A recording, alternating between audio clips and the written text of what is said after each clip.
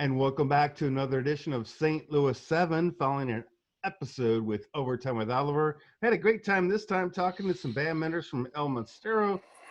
We've got Jimmy Griffin, we got Kevin, we got Bryan.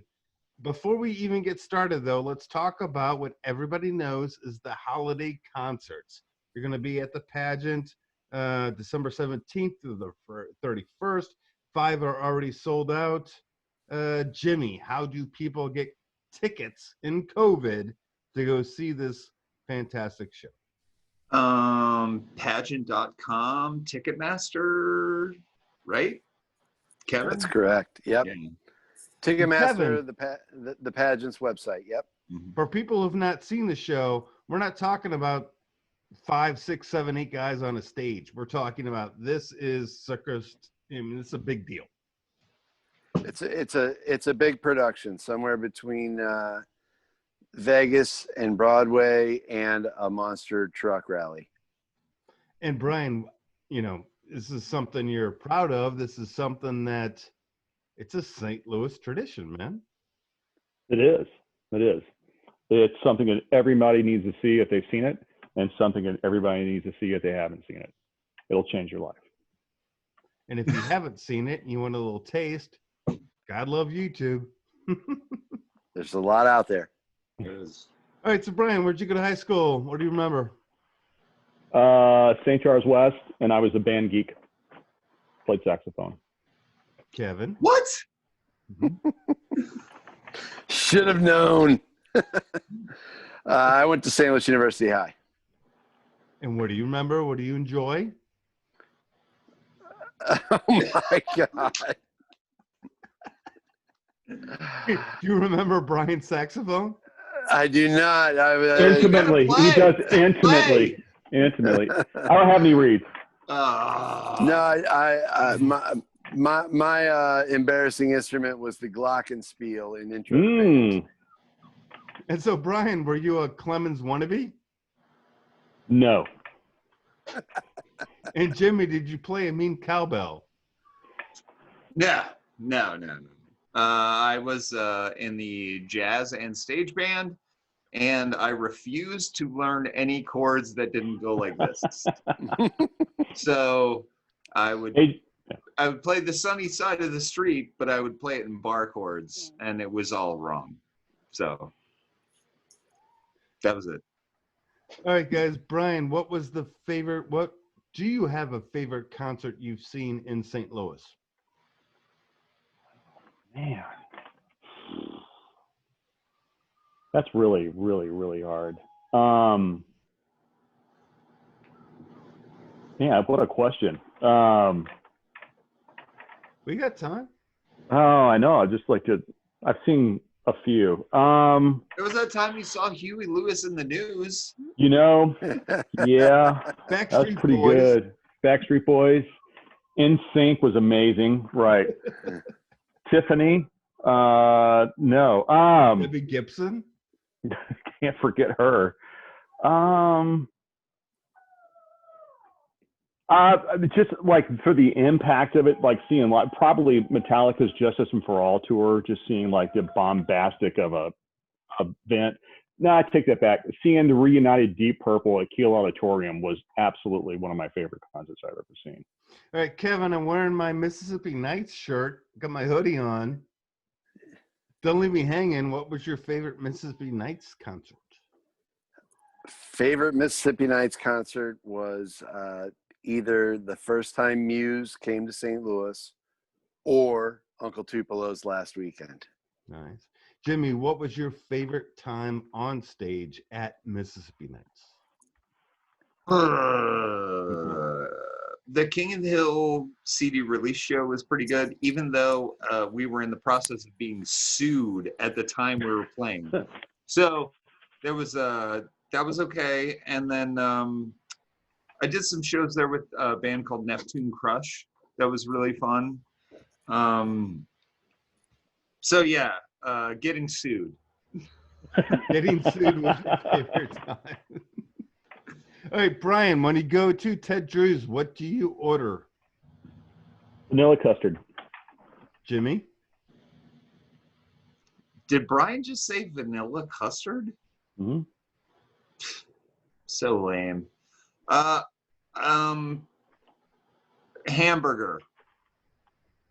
All right. You might be going to a different version of Ted Drewes that I know of. Kevin, Ted Well, it's Drewes. like cheese and custard, and then they put the hamburger on the bottom, and then it's really something. I think that's a Friends episode for Thanksgiving. That she's doing the wrong stuff. It's Kevin, called Ted Drewes. the Ted Drewes Slinger. There's with, eggs in with there the custard too. on top, right? Yeah. Right. It's a joint venture between Ted Drewes and the Eat Right Diner. Yes. We're just gonna move on to the next question. Jim, 10 stop signs. How many do you roll? Who? Jimmy. Oh, none. I'm a good American. Liar. Bryan. The O and stop is optional, so I will row through that one. Kevin. St. Charles. Is there a white line around the edge of the stop sign? I thought that's what made it optional. All right, start with Kevin. What makes Pink Floyd a band everybody not only should appreciate, but understand that's how unique they are?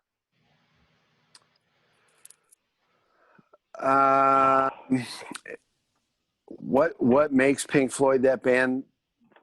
That it's very simple chord progressions, but very well orchestrated music. Bryan. Can you repeat the question?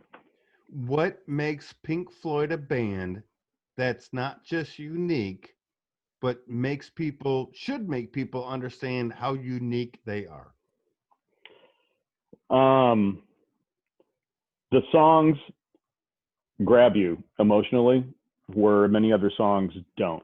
You can listen to that and feel that you're part of that song and really take that in, but I think a lot of other songs you can't. Jimmy? Again, you can hear the echoes of that band throughout the decades after them. And that's I think the sign of a great band. The same way you can hear the Beatles and things, the same way you can hear the Beach Boys and things, you can hear Pink Floyd and things. And that's what I think that makes them special. All right, dudes, 2 last questions. Jimmy, people come and visit you in St. Louis. Where do you take them? Oh man, the City Museum. Sure. Vintage vinyl. Talk about that in the podcast. That's it. Kevin? There's others. I would take them. You know what? Rooster. I take people to Rooster. So yeah, there's more, but you got me. Kevin? The zoo, Cardinal game, anywhere downtown. Bryan? You gotta take them to the Arch because they're gonna want to go there. I agree with Kevin. I have to take them to the zoo. All right, Or the so art museum. Art museum. I'd probably take them to Art museum. you can go Art to the museum. Art Museum. You can go Yeah. to Schlafly's. Mm-hmm. You can tons of places. Mm-hmm. All right, so if you want to see other St. Louis Sevens, just go on YouTube, Google OT with Oliver. You want to hear this podcast that we just did? That's a good time, OT with Oliver. Last question I ask everybody, and gentlemen, thank you for your time, including Kevin, who may or may not be with us. There he is. I'm with you. Jimmy, what makes you proud to be a St. Louisan? What makes me proud to be a St. Louisan? That was the question. Okay. Man, I don't know. Just that we're kind of our own thing here. I know we're a flyover state. I know that I live in the blue part of a red state. but I think that's the beauty of being here, is that we have different people, we have different takes on things, and that's okay. And we all live here, and we'll all get along. We'll all do what it takes to be together, and that's what I like about being a St. Louis. Hey, no wrong answer, Kevin. I think it's the fact that St. Louis is the biggest small town America there is. I mean, it's amazing. There's like 2 degrees of separation between everybody that lives in this area.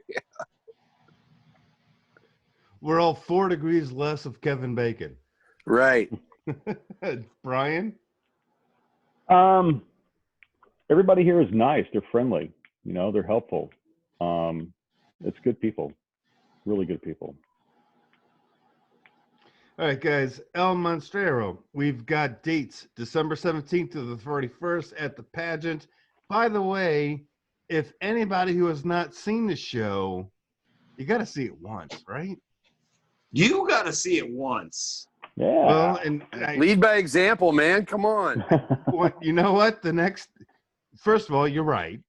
Second of all, YouTube has now drawn me in. I wasn't avoiding the show. I'm not a Pink Floyd guy. And now I feel bad because you're not a Pink Floyd band. You're an event, and I should go see it, and I will. And thank you for spending the time with us right now to do this freaking small podcast. That's all right. Thank you. Rock Thank and roll, you. guys. Stay healthy, stay good. Thanks. You too. Yeah. Bye, guys. See you soon. Kevin, I'll see you guys in a week. Yes, you will. Hey, And man. Bryan, you're still Have, in the band. Okay, thank you. Okay.